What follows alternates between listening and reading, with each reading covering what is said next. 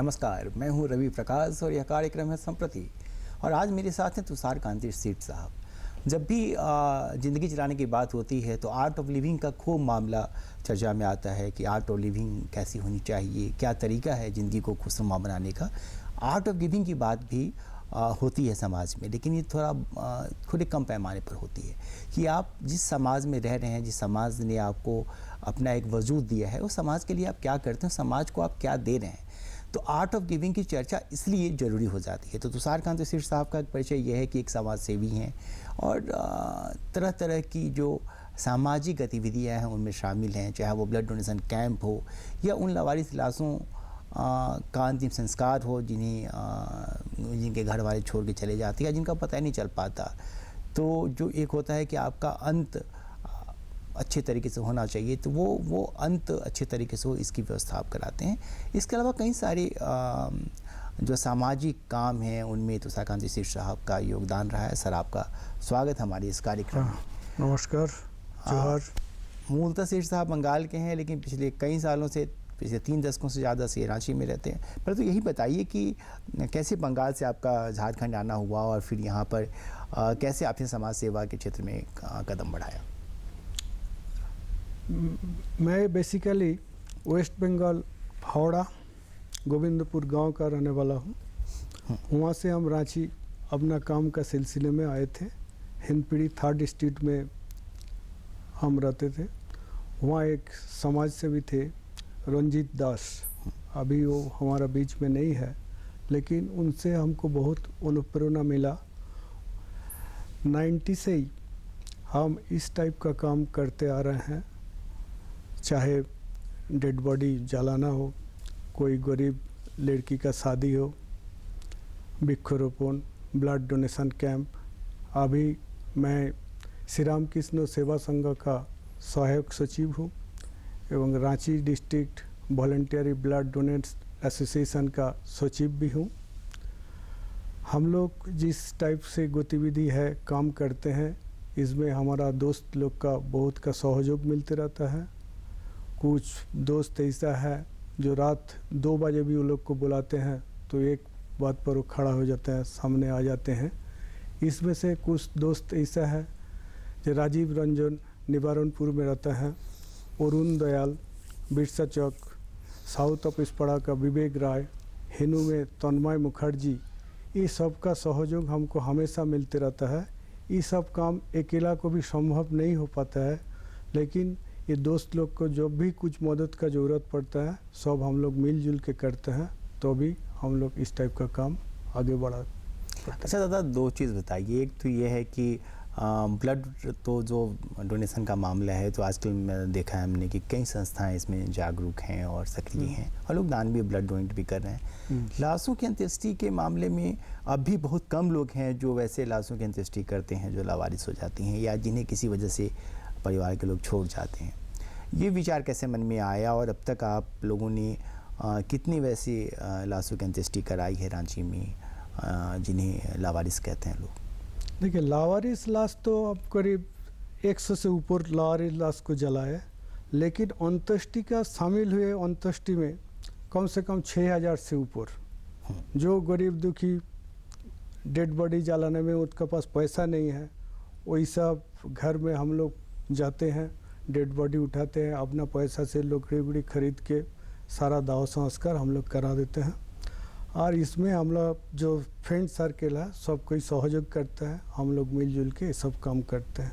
बहुत सा घर में हम देखे हैं सुबह डेथ कर गया, रात तक भी उसका दाह संस्कार नहीं होता है, तो हमारा पास फ़ोन आता है, जो दादा देखिए ना, एक डेथ कर गया, कोई है नहीं, कैसे होगा संस्कार, दाह संस्कार?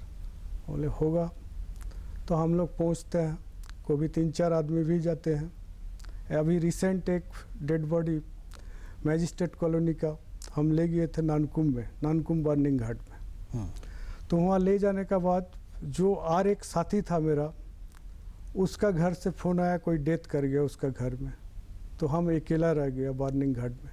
रात 11 बजे दाह संस्कार करके फिर पैदल नानकुम से घर आए।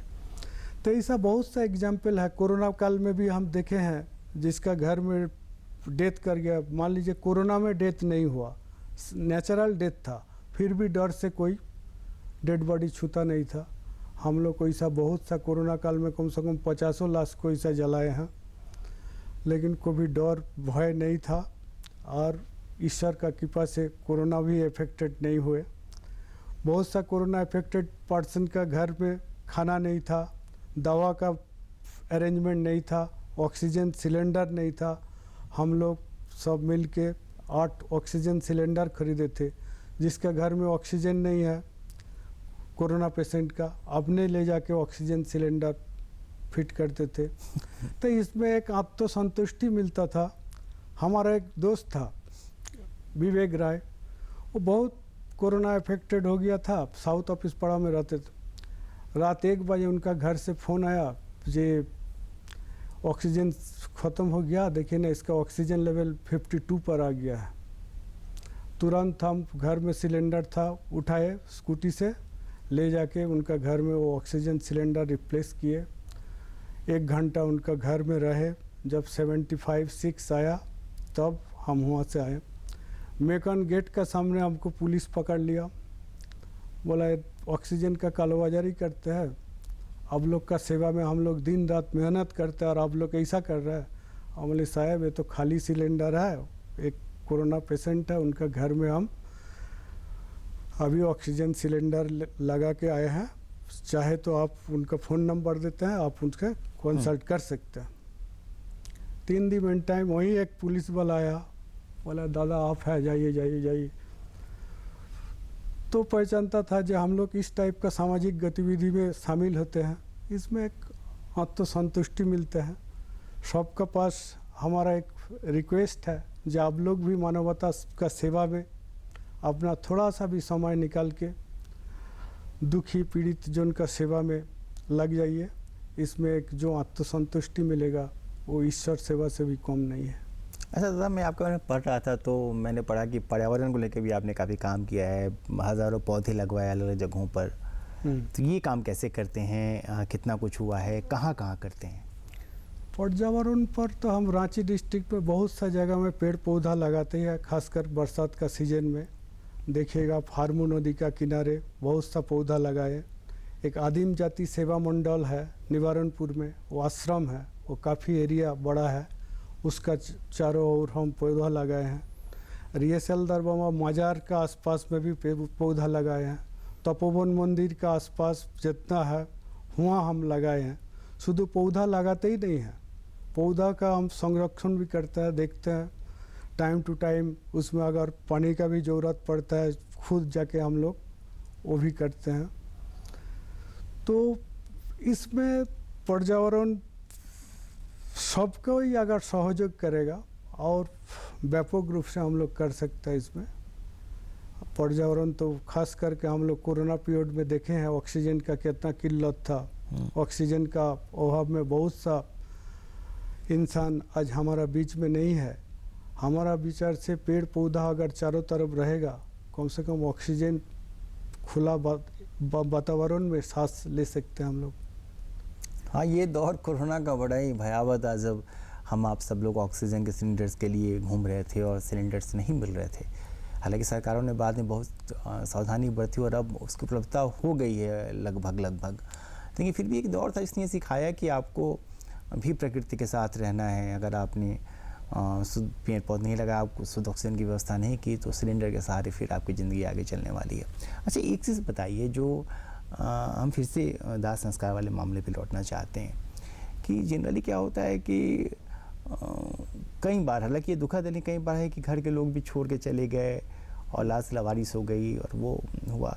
किस तरह के फैमिली बैकग्राउंड के लोग, क्या उनका पता बाद में चल पाता है? कि आपने बताया कि आप रजिस्टर मेंटेन करते हैं, किस तरह के परिवारों के लोग रहते हैं और किन परिस्थितियों में उनकी डेथ हुई होती है जिन्हें लोग लावारिस छोड़ देते हैं? देखिए बहुत सा ओल्ड एज पर्सन है, जो लोग मान लीजिए हस्बैंड वाइफ है, 80 ईयर्स ओल्ड है, कोई एक डेथ कर गया, लोग बेटा बेटी बाहर है। अभी विद्यापति नगर का एक 2 साल पहले का एक घटना आपको बताते हैं। तो एक बुजुर्ग डेथ कर गया, तो दिन भर डेड बॉडी पड़ा हुआ था।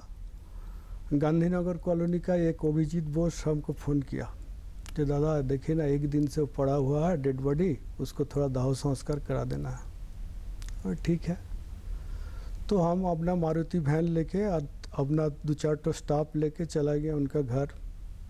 तो उनको पूछे, जो ओल्ड लेडी थी, जो आपका बेटा बेटी कोई नहीं है, हम लोग दाह संस्कार कर देंगे, बाद में अगर कोई दिक्कत होगा वो हम लोग को पूछेगा क्यों किए। बोले बेटा तो है, बेटा अमेरिका में है, वो आ नहीं सकता है। हम लोग फ़ोन किए थे, बोला नहीं अभी 4-5 दिन हम आ नहीं सकते, आप लोग दाह संस्कार कर दीजिए। तो ये जो लाश है, जो डेड बॉडी है, खाली बड़ा घर में ही हम देखते हैं ज़्यादातर इस टाइप का ही केस होता है। बेटा बेटी बाहर में है, कोई नहीं आ रहा है, वो भी असहाय हो जाता है, जो कैसे हम लोग का दाह संस्कार होगा, कैसे क्या होगा। इस केस तो ज़िंदगी में हमको कम से कम 100 ही मिला है, 100 से ज़्यादा ही होगा। और सबसे एक गरीब कम्युनिटी का जो है, उसमें जिसका कोई नहीं है, मान लीजिए किसी से मांग के खाते हैं, कोई मंदिर में रहता है, कोई वो डेथ करे, ये सब केस तो उसको बेवारिस का बोलेंगे, वो तो हम लोग करते ही है। लेकिन सबसे दुख इस बात को लगता है जब देखता है बहुत बड़ा घराना का कोई डेथ किया और उस डेड बॉडी को जलाने वाला कोई नहीं है, व उसको साथ देने वाला कोई नहीं है। तो समाज में एक जागरूकता होना चाहिए। इस टाइप का कोई माँ बाप अगर अंतिम क्षण में इसी का सहारा का जरूरत है, उसको सहारा देना चाहिए। जी, ये एक बात तो शारदा ठीक कह रहे हैं कि कई बार जब बच्चे बड़े हो जाते हैं तो बाहर रहने लगते हैं, तो ऐसी की कहानियाँ हम लोग ने सुनी है जो दुखद हैं कि कहता है कि नहीं ठीक है, 3 अगर 2 भाई हैं तो बड़ा वाला आया तो छोटा वाला नहीं आया कि हम माँ में आ जाएंगे, तुम पापा में चले जाओ। और कभी जैसा आप बता रहे हैं कि कोई आया ही नहीं। तो ये एक परिवार की जो शक्ति है, उस परिवार की शक्ति को जोड़े रखने की आज की ज़रूरत है। क्यों हो रहा है समाज में ऐसा, क्या कारण आपको दिखता है? समाज में जागरूकता का अभाव है, व लगाव जो है माँ बाप का प्रति बच्चा लोग का, संतान का जो लगाव है, देखते हैं जो छोटा सा ही मान लीजिए जो बाहर चला गया, पढ़ाई का सिलसिला में बाहर चला गया, फॉरेन कंट्री में चला गया, वहीं नौकरी कर रहा है, तो माँ बाप को भूल जाता है ज़्यादातर केस में। इसका एक ही कारण है, जो हम लोग तो एजुकेशन प्राप्त किया है, लेकिन रियल एजुकेशन वो नहीं है। जो माँ बाप भाई बहन को भूल के फॉरेन कंट्री में जाके इनकम कर रहा है, अपना लाइफस्टाइल जी रहा है, लेकिन माँ बाप को छोड़ के चला जाता है। लेकिन वो लोग भी जब अपना ओल्ड एज आएगा, ज़रूर उनका मन में होगा जो हम कहीं ना कहीं गलती तो ज़रूर किए होंगे। तो समाज में इस टाइप का जागरूकता होना चाहिए, जो कोई भी माँ बाप संतान का स्नेह से वंचित ना हो, कम से कम उनका अंतिम समय में बच्चा लोग साथ दे, बच्चा लोग उनको सही संस्कार का साथ उसका दाह संस्कार करे। यही हमारा प्रार्थना है सभी से, जो कोई भी माँ बाप दुखी ना हो, जो मेरा संतान रहते हुए भी हमको देख नहीं रहा। ये कल्पना करके देखिए कि अगर किसी की माँ ये कहे कि नहीं हम 9 महीने के लिए तुम्हारे पास वक्त नहीं है यार घर में रखने का, हम तुम्हें 7 ही महीने रखने वाले हैं, 2 महीना तुम रह लो परख नली में, तो उस बच्चे के जिस बच्चे को जन्म लेना है उसकी ज़िंदगी पर क्या असर पड़ेगा और वह कितना खौफनाक होगा। इसी तरीके से अंत्येष्टि का मामला भी है।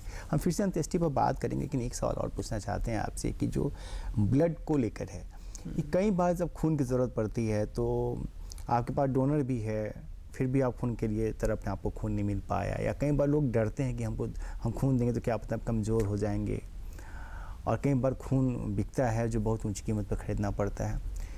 ब्लड डोनेशन को लेके समाज में क्या माहौल है, आप लोग को क्या महसूस होता है लोगों से बात करके, और डोनेशन देने वाले लोग किस तरह के लोग हैं जो आके ब्लड डोनेट करते वॉलंटियरली? ठीक है, लास्ट वीक पे निवारणपुर में एक ब्लड डोनेशन कैंप किए थे, BSSR यूनियन, वहाँ मेडिकल रिप्रेजेंटेटिव लोग का एक यूनियन है। हमने वो लोग को बोले कि आप लोग का तो इतना यंग चैप है, एक ब्लड डोनेशन कैंप करते हैं आप लोग, ठीक? बोले हाँ दादा आप कीजिए।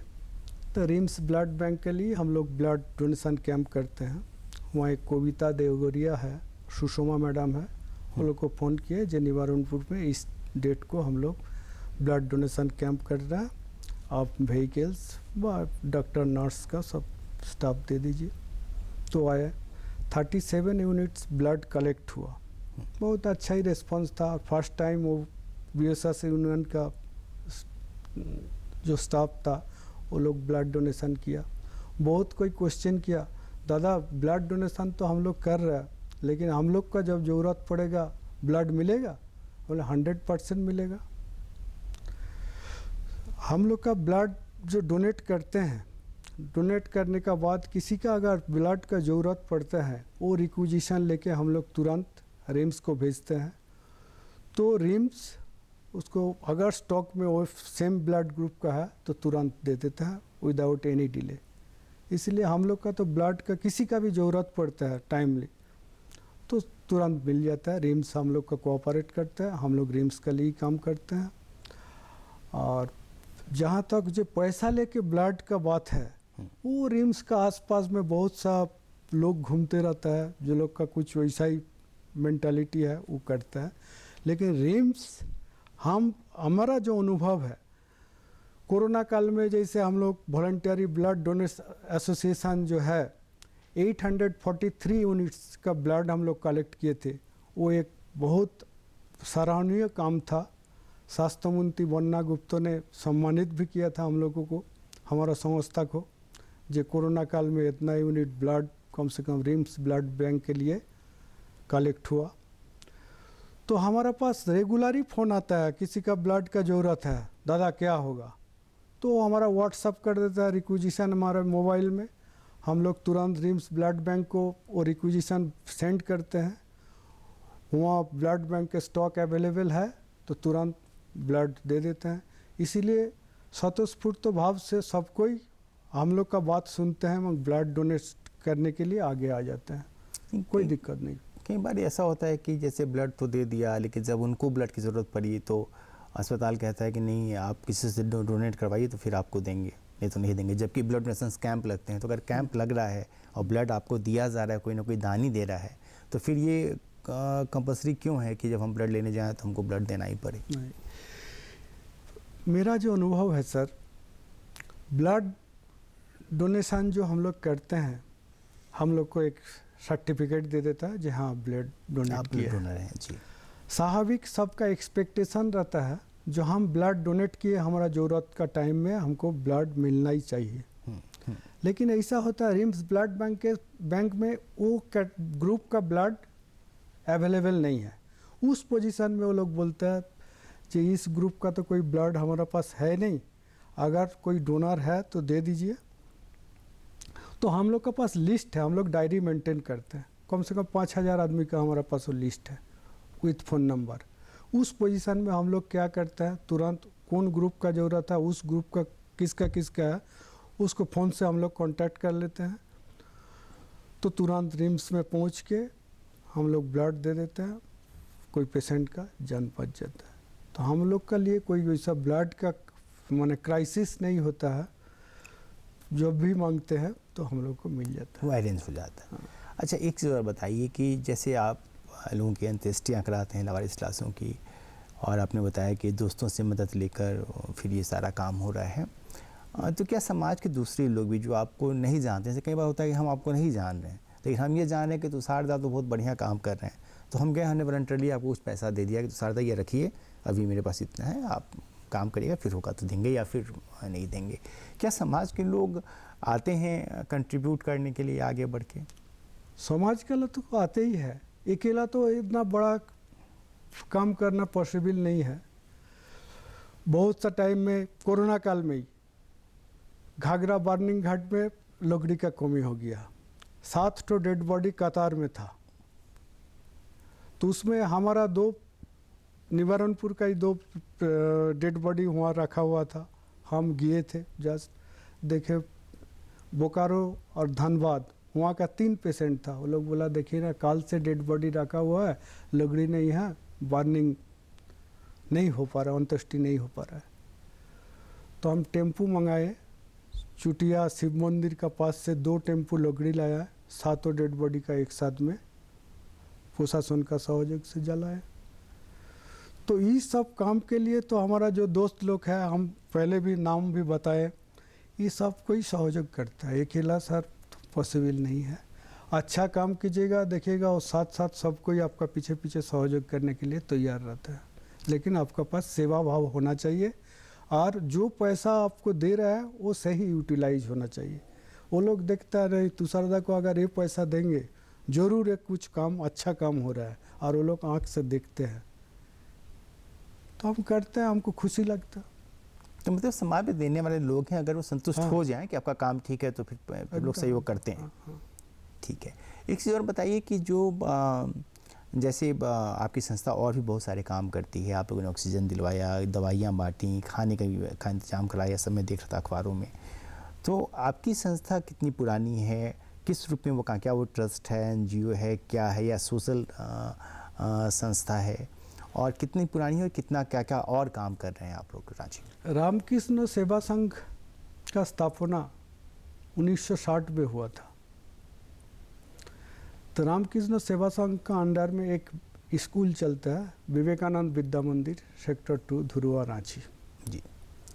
तो वहाँ बच्चा लोग को एजुकेशन देता ही है स्कूल, लेकिन वहाँ का जो मेंबर लोग है, हम लोग करीब 110 मेंबर थे, कुछ तो आज हमारा बीच में नहीं है, 80 ऐसा एक्टिव मेंबर आज भी है।